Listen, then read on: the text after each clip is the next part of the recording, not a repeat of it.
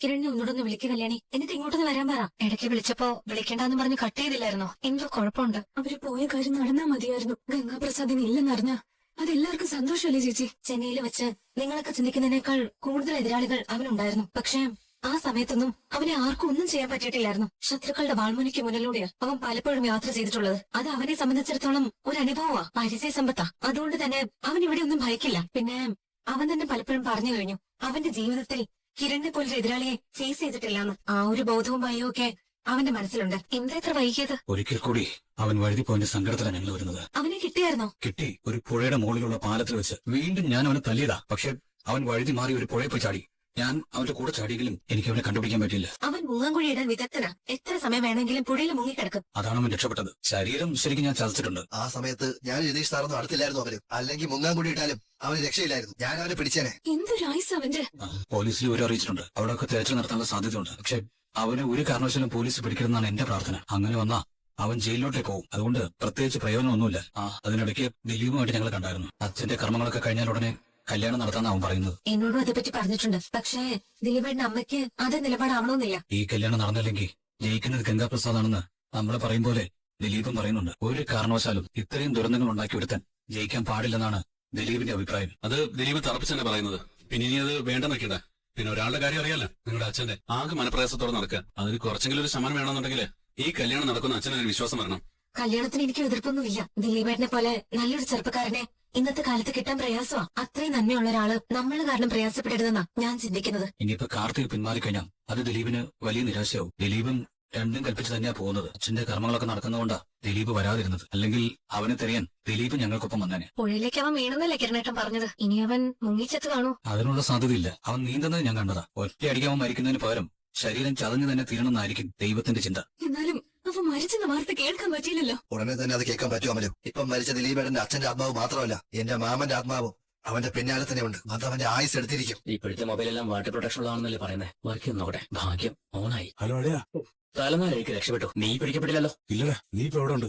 എടാ, നമ്മളിരുന്ന പാലത്തിന് താഴെ കൂടെ പോകുന്ന പുഴയുണ്ടല്ലോ, പുഴ നീന്തി ഞാൻ കുറച്ചു ദൂരം മുന്നോട്ട് വന്നു. ആ കിരൺ എന്ന് പറയുന്നവൻ എന്നെ തല്ലിക്കൊല്ലാൻ വന്ന സമയത്ത് എങ്ങനെയൊക്കെ അവന്റെ കയ്യിൽ നിന്ന് രക്ഷപ്പെട്ട് പുഴയിലേക്ക് എടുത്ത് ചാടി. അതെന്തായാലും രക്ഷയായി. അവൻ പിന്തുടർന്ന് വന്നു. പക്ഷെ ഞാൻ മുങ്ങാൻ കൂടിയിട്ട് രക്ഷപ്പെടുമായിരുന്നു. നിനക്ക് കൃത്യമായി സ്ഥലം പറയാമോ? എടാ, നീയെ നേരെ കുറെ ദൂരം നടക്കണം. എന്നിട്ട് പുഴ മുറിച്ച് കടക്കണം. ഞാൻ നോക്കാടാ. നീ ഇക്കരെ എത്തിയിട്ട് എന്നെ വിളിച്ചാൽ മതി. അപ്പൊ ഞാൻ ആ സ്ഥലത്തേക്ക് വരാം. മൊബൈൽ എനിക്ക് അധികം നേരം ഓണാക്കി വെക്കാൻ പറ്റില്ല. ശരിയടാ, ഉടനെ എത്താം. നീ വല്ലതും കഴിച്ചായിരുന്നോ? എടാ, ഇവന് കുറച്ച് മരിച്ചിന് കിട്ടിയായിരുന്നു. അത് പച്ചക്ക് കഴിച്ചു. അല്ലെങ്കിൽ ചത്തുപോയനെ. എടാ, മറ്റവനെ കുറിച്ച് വല്ല വിവരം ഉണ്ടോ? അവനെന്നെ ഇടയ്ക്ക് വിളിച്ചിരുന്നു. അവന്റെ കയ്യിൽ ഫുഡുണ്ട്. എന്നാ നീ ഒരു കാര്യം ചെയ്യും, അവനെയും കൊണ്ടുപോരെ. അത്രേ ഉള്ളൂ. അതിനിടയ്ക്ക് പിടിക്കപ്പെടുക മറ്റേ ചെയ്യുകയാണെങ്കിൽ നീ എവിടെ ഉണ്ടെന്ന് ഞങ്ങൾ പറയത്തില്ല. ഞങ്ങൾ വൈകുവാണെങ്കിൽ എന്തെങ്കിലും സംഭവിച്ചെന്ന് കരുതിക്കോണം. ആയിക്കോട്ടെ. കുറച്ച് പച്ചക്കപ്പ കഴിച്ചതാ. എന്നിട്ടും വിഷം പറഞ്ഞിട്ടില്ല. എന്തായാലും ഇനി 2 ദിവസത്തേക്ക് പിടിച്ചു നിൽക്കാൻ ഇത് മതി. പിന്നെ പുഴക്കരിലും നല്ല തെങ്ങുണ്ട്. കരിക്കിട്ട് കഴിഞ്ഞാലേ കരിക്കും വെള്ളം കുടിക്കാം, വഴും കഴിക്കാം. എടാ, ഇത് കഴിയട്ടാ. അയ്യോ, വെള്ളം വാങ്ങിക്കാൻ വിട്ടുപോയി.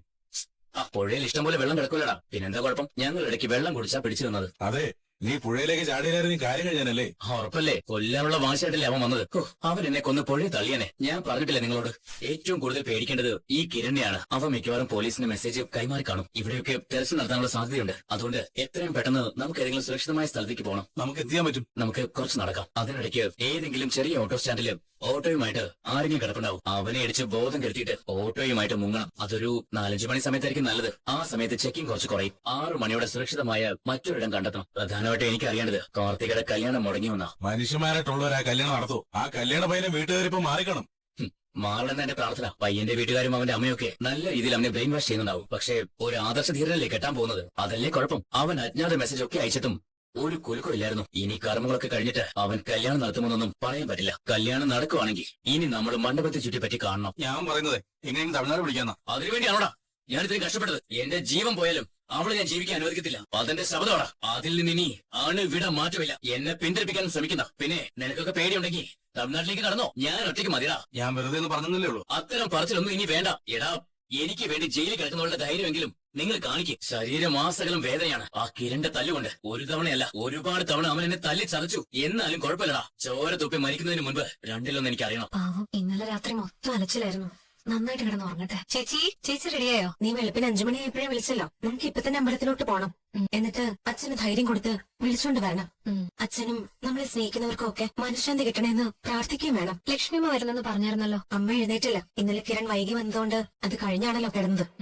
അമ്മയും ഈ സംഭവമൊക്കെ തളർത്തിയിട്ടുണ്ട്. അറിയാലോ, അത്യാവശ്യം എല്ലാ അസുഖങ്ങളുള്ള കൂട്ടത്തില്. രാത്രിയിൽ ഞാൻ നിർബന്ധിച്ച് ഗുളിക കഴിപ്പിച്ചിട്ടാ ഉറങ്ങാൻ കിടത്തിയത്. അതിന്റെ ക്ഷീണത്തിൽ കിടന്നുറങ്ങായിരിക്കും. ഞാൻ കിരണേട്ടനെ ഉണർത്തിയില്ല, പോകുന്ന കാര്യം പറഞ്ഞതുമില്ല. ഇന്നലെ അതുപോലെ അലച്ചിലല്ലായിരുന്നോ? അത് മാത്രല്ല, കിരൺ അവനുമായിട്ട് തല്ലുണ്ടാക്കിയല്ലോ. പക്ഷെ തല്ലുകൊണ്ട് അവന്റെ ബാലൻസ് തെറ്റിയത് അവന് ഗുണമായി. ദിലീപേട്ടൻ എനിക്ക് മെസ്സേജ് രാത്രി അയച്ചിട്ടുണ്ടായിരുന്നു. ഞാൻ ഉറങ്ങിയോ ഇല്ലെന്ന് അറിയാൻ വേണ്ടിയിട്ടാ മെസ്സേജ് അയച്ചെന്ന് തോന്നുന്നു. ഞാൻ ഉടനെ തിരിച്ചു വിളിച്ചു. അപ്പോ ദിലീപേട്ടൻ ഒരു സംശയം പ്രകടിപ്പിച്ചു, അവൻ ഇനി മുങ്ങിച്ചത്ത് കാണുമെന്ന്. അതിനുള്ള സാധ്യത ഇല്ലെന്നല്ലേ കിരണേട്ടൻ പറഞ്ഞത്. എന്ന് മാത്രമല്ല, വെള്ളത്തിൽ വീണ് അവൻ നീന്തുന്നത് കണ്ടതായിട്ടും പറഞ്ഞു. അവന് 10-15 മിനിറ്റോളം വെള്ളത്തിൽ മുങ്ങിക്കിടക്കാനുള്ള കഴിവുണ്ട്. അതുകൊണ്ട് അവൻ മുങ്ങിക്കഴിഞ്ഞ പിന്നെ പൊങ്ങുന്നത് വളരെ ദൂരെയായിരിക്കും. എന്തായാലും ആ പുഴയുടെ കരയിൽ എവിടെയോ അവൻ എത്തിയിട്ടുണ്ട്. പോലീസിനൊക്കെ വിവരം അറിയിച്ചതല്ലേ, അതുകൊണ്ട് ചിലപ്പോ ഗുണം കിട്ടിയേക്കും. ചേച്ചി വാ. അച്ഛൻ വന്നില്ലേ ബാലമാമ? വന്നില്ല.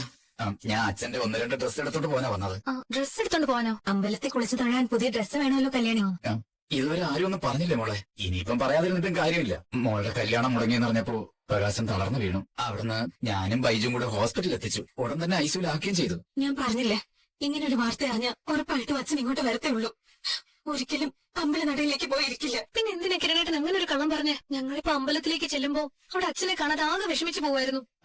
അതുകൊണ്ടാണ് ഞാൻ സത്യം പറഞ്ഞത്. ഇനിയിപ്പോ അമ്പലത്തിൽ ചെന്നിട്ട് കാണാതാവുമ്പോ ഉറപ്പായിട്ടും കിരൺ സാറിന് കാര്യം പറയേണ്ടി വരും. എന്നിട്ട് അച്ഛനിപ്പോ എങ്ങനെയുണ്ട് ബാലമാമ? ഇപ്പൊ കുഴപ്പമൊന്നുമില്ല. ഐസിയിൽ തന്നെയാണോ? അതെ. പിന്നെ തൽക്കാലം അവിടെ കിടക്കുന്നത് നമ്മളെ നല്ലത്. അവനെ കാണുമ്പോ അവൻ ഒരേ കരച്ചില്ല. പിന്നെ അവനും പറഞ്ഞു മക്കളോട് വിവരം പറയണ്ടെന്ന്. ഒരുത്തൻ കാരണം എല്ലാവരും എന്തുമാത്രം വേദനിക്കുന്നുണ്ട് മോളെ. ഇന്നലെ അവനെ കൈ കിട്ടിയതാ കിരണേട്ടന്, പക്ഷെ ഒന്നും ചെയ്യാൻ പറ്റിയില്ല. അവൻ വെള്ളത്തിൽ ചാടി രക്ഷപ്പെട്ട് കളഞ്ഞു. അവൻ ഇനി എത്ര വെള്ളത്തിൽ ചാടിയാലും രക്ഷയൊന്നുമില്ല മോളെ. പക്ഷെ അവൻ മരിക്കാതെ നമുക്കും സമാധാനത്തോടെ ജീവിക്കാൻ പറ്റില്ല. കല്യാണി, നമുക്ക് അച്ഛനെ പോയി കാണണ്ടേ? കാണണം. അതിനു മുമ്പ് കിരണേട്ടനെ ഞാനൊന്ന് കാണട്ടെ. ഉറങ്ങിക്കിടന്നോണ്ട് ശല്യം ചെയ്യേണ്ടെന്ന് കരുതിയാ ഞാൻ പോകുന്നത്. പക്ഷെ ഇനി ഉണർത്തിയിട്ട് കാര്യം തിരക്കണം. ബാലമാമ പറഞ്ഞതും സത്യമാണെന്ന് പറയാൻ പറ്റില്ല. അവിടെ ചെല്ലുമ്പോഴേ അച്ഛൻ ക്രിട്ടിക്കലാണോ അല്ലയോ എന്ന് പറയാൻ പറ്റത്തുള്ളൂ. അയ്യോ, അതൊന്നും അല്ല മോളെ. ശരിക്കും പറഞ്ഞാ ഇപ്പൊ അറ്റാക്കൊന്നും അല്ല വന്നത്. അവൻ രാവിലെ ആഹാരമൊന്നും കഴിക്കാതെ നിങ്ങളെല്ലാം വരുന്നതും കാത്ത് നിൽക്കുമായിരുന്നു. വരാതായപ്പോ ഇടയ്ക്ക് വെച്ച് ഞാൻ പറഞ്ഞതാ, പ്രകാശ ഒരു നാരങ്ങ വെള്ളമെങ്കിലും കുടിക്കേ. അവൻ കുടിച്ചില്ല. അതുകൊണ്ടാണ് തളർന്നു വീണതെന്നാ തോന്നുന്നത്. പിന്നെ ഈ വാർത്ത അറിഞ്ഞപ്പോ അതിന്റെ ഒരു വിഷമം ഉണ്ടായിരുന്നു. അവിടെ ചെന്ന് ECG ഒക്കെ നോക്കിയപ്പോ ഒരു കുഴപ്പമില്ലെന്നാ പറഞ്ഞത്. പിന്നെ എല്ലാ ടെസ്റ്റുകളും നടത്തി. കൊളസ്ട്രോളും ഷുഗറും ഒക്കെ നോർമലാ. നമുക്ക് ഉടനെ തന്നെ അങ്ങോട്ട് പോവാൻ കല്യാണി. അവിടെ ചെന്ന് കണ്ടു കഴിയുമ്പോഴേ പറഞ്ഞതൊക്കെ സത്യമാണെന്ന് അറിയാൻ പറ്റുമല്ലോ. മോളെ കിരൺ സാറിനെ കണ്ടിട്ട് പെട്ടെന്ന് വാ, ഞാൻ തന്നെ കൊണ്ടുവിടാം. അപ്പോഴേ അവന്റെ 1-2 ഡ്രസ്സും കൂടി എടുത്തോളണേ. എനിക്കൊന്ന് കുളിക്കണം. ബാലമാമയ്ക്ക് മുണ്ടോ ഷർട്ടോ വേണോ? വേണ്ട, കാറിലുണ്ട് മോളെ. ഞാനിപ്പോ കുളിച്ചിട്ട് വരാം. ഞാൻ ദേ വരുന്നു കാർത്തിച്ചി.